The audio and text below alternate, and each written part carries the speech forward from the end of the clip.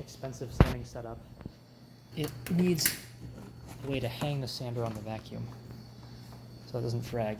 And I was thinking, if there's a bracket that came out, we could hang the hose there. I cut this piece out on the scroll saw, which fits around, and then cut this other piece, which fits on there.